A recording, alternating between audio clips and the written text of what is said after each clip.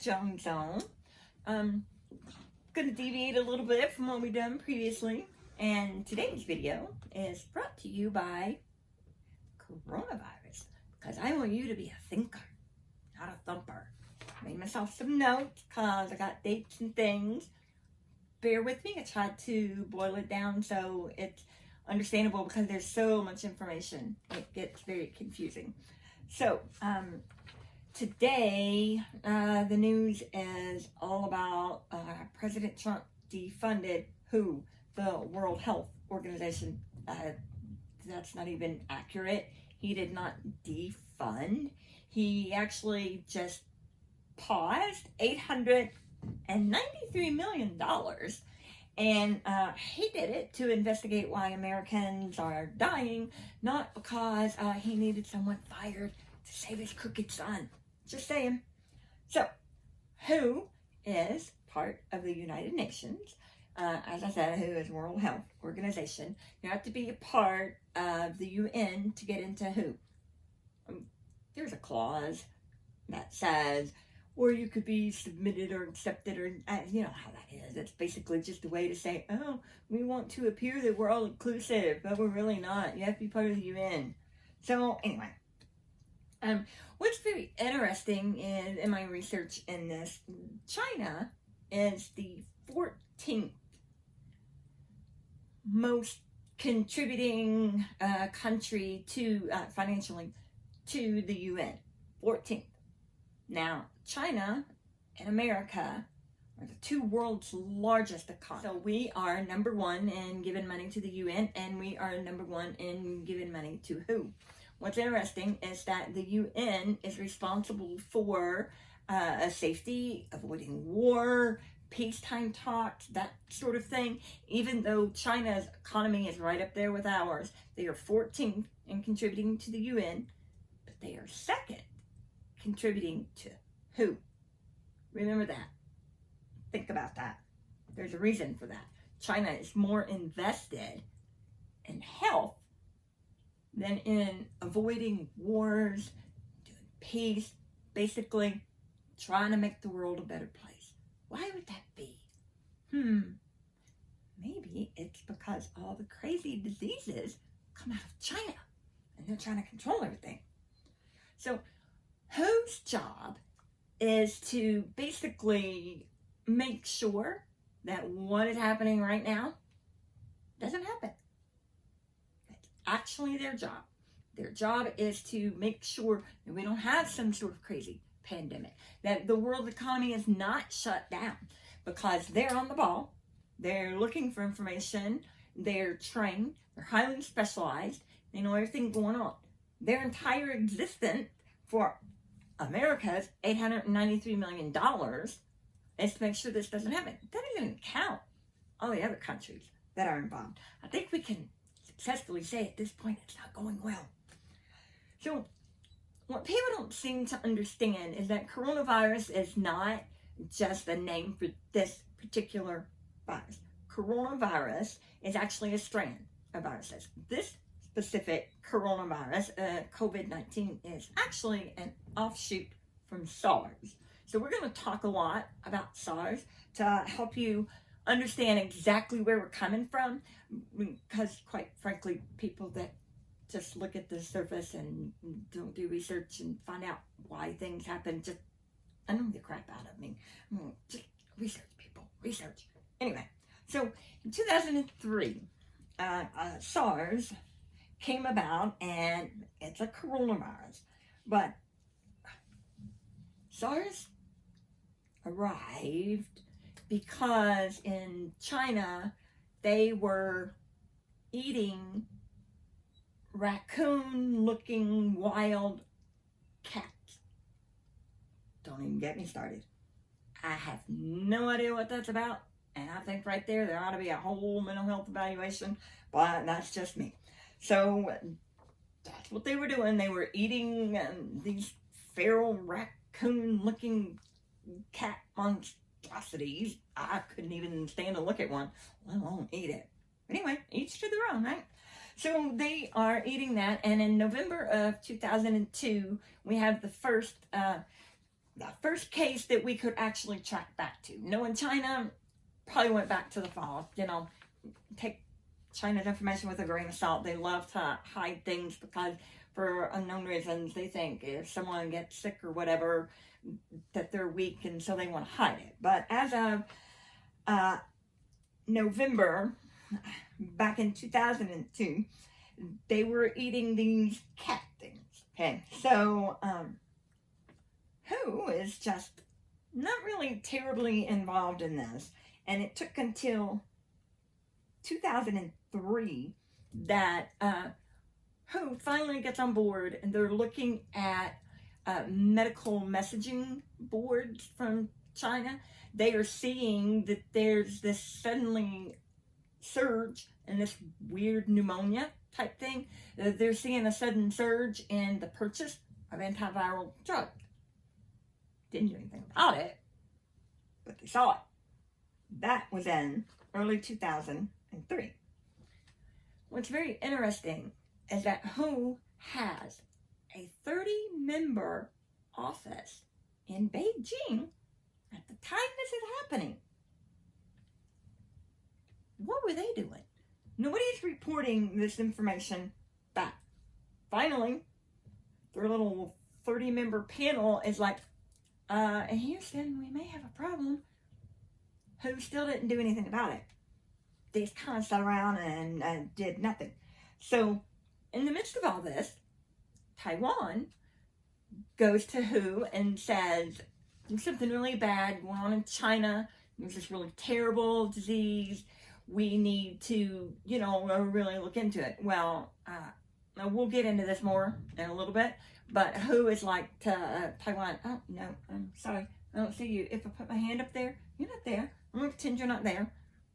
Who knows what that's about? That's worse than the feral cat raccoon thing that they were eating. So Taiwan is like, okay, WHO, we've got this problem. They're trying to sound the alarm, but, who knew, right? So 8 months after the first SARS case in November of 2002, WHO finally said, oh, we might need to take a look at that. Maybe a little bit of a problem. We're not really sure. What took so long? Money, the root of all evil. As I said, China, second largest donor to WHO. Nonetheless, WHO actually did fairly well in doing what they're supposed to do. They were a little slow. They were a lot slow. They were a lot slow. But they finally did get on the ball and start, trying to get things going. And everybody's like, how did this happen? Where did this come from? And basically, imagine this one. So, WHO is very angry at China because they feel cheated, misled, they believed them, blah, blah, blah, blah, blah. After SARS, WHO implemented massive changes that were intended to aid the surveillance of these types of diseases and to help what's happening right now happen. So, anyway, we'll get to the rest of that. But that's what they're supposed to do. WHO stepped up and finally said, all right, China, we've had it. You've embarrassed us. You've embarrassed yourself. We want information. And China actually complied. Rare for them, but they actually complied and gave them information on SARS. So we had this information about SARS, right? 2003, we've worked it all through. Fast forward, 2019. COVID-19 is a derivative of SARS. It comes from the same strand. Imagine SARS went into a test tube as an epidemic and came out as a pandemic. That's what happened. There's a lot of theories about why that happened, how that happened, but that's basically what happened. What's interesting is that, once again, same thing. Exact same thing. China didn't report it. They didn't tell anybody. They didn't talk to anybody. The only difference was WHO's response. In full knowledge of knowing China lied, they cheated, they swore transparency, they didn't keep up to the things that they told us they would do after SARS, and they put people's lives in danger for unknown reasons. WHO is like, well, it's okay. China said it was okay. That's fine. In January, WHO, after seeing in January, China was literally going into the streets and dragging people out to take them, who even knows where, into their homes and pulling them out because they were sick or telling people or whatever it is that China does. Who knew all of that information? Not a question. Who knew, but who actually knew what was going on? One of WHO's actual own doctors said this disease is transmittable person to person. Despite that, WHO tweeted out in January 2019 that the coronavirus in China is not person-to-person transmittable. Complete lie. That was January. Now, back to Taiwan. Taiwan, all this time, yeah, they're dealing on their own. China thinks that a breakaway province, I think. China considers Taiwan a breakaway province. Taiwan is like, hello, no, we're real, right here, looking at you. Taiwan is the number one country as to stemming this disease. They have 24 million people in Taiwan. They have 393 cases and an alarming 6 deaths. So maybe we need to look at that a little bit. Oh, but see, we can't. We can't listen to Taiwan, despite the fact that they sent an email that was just released, actually just a few minutes ago, to WHO that they had sent a long time ago saying, we have a problem, we're going to have a pandemic, we got to get this stopped. We can't listen to Taiwan. Why? Because WHO has sold out to China, and China says the only way that we're going to give you money, World Health Organization, is if you don't listen to Taiwan. Wonder why that is. Why could that be? Maybe because Taiwan knows more than what China's doing. So here we have the situation where we have the number one country fighting COVID-19 with, are y'all ready for this? All of these crazy lockdowns, you can't buy, you can't go. They didn't do that. Taiwan didn't do that. Why didn't they do that? Because they knew what was going on ahead of time. Because they're not allowed to play with the countries in WHO. The only people really listening to them is America, which is who Trump will be deviating to now as we get away from WHO. We're going to be listening more to Taiwan. I don't know. It just seems normal. Let's just listen to the person that's winning. But anyway, so the biggest question is, why is WHO still allowing China to do? They just allowed a complete repetition of what happened in 2003. It is absolutely inexcusable.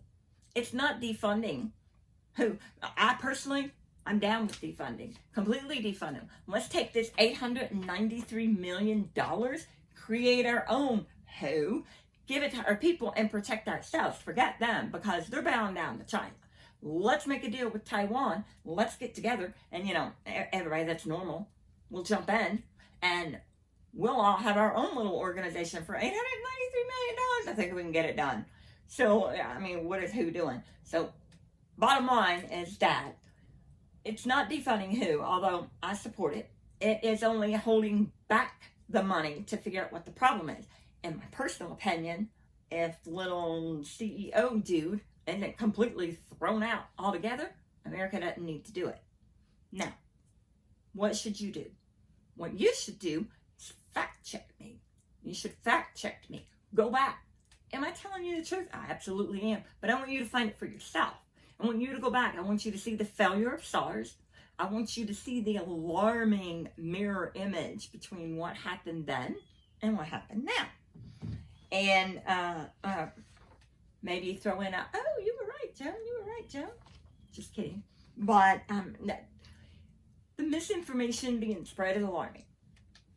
The biggest takeaway from this, don't take what's on the surface. If you take a seed and you plant it in the soil and a flower blooms or a vegetable blooms in spring, that bloom, that plant didn't come from the surface. It came from deep down, because nothing happens without a prelude. Always go back. All of these people trashing Trump. Oh, we're abandoning WHO in a pandemic. We should have abandoned WHO a long time ago. And the only thing that WHO is doing right now is holding the entire world back and creating an alarming precedent of catering to China. So, that's all I have for you today. As always, send me your questions, your comments. I'm sure I'll get a lot of those. Haters, if you get rude in the comments, I'm just gonna, delete you out. Don't waste your time. And ring the bell for notifications. You can find more information about my writing and ask me questions, whatever needs to be done. I'm all over social media, Twitter, Tumblr, Instagram, Facebook, but also my website at thejoanzone.com. Be safe out there. Look beneath, surface, and above all, have fun, have hope. We're about to be unleashed.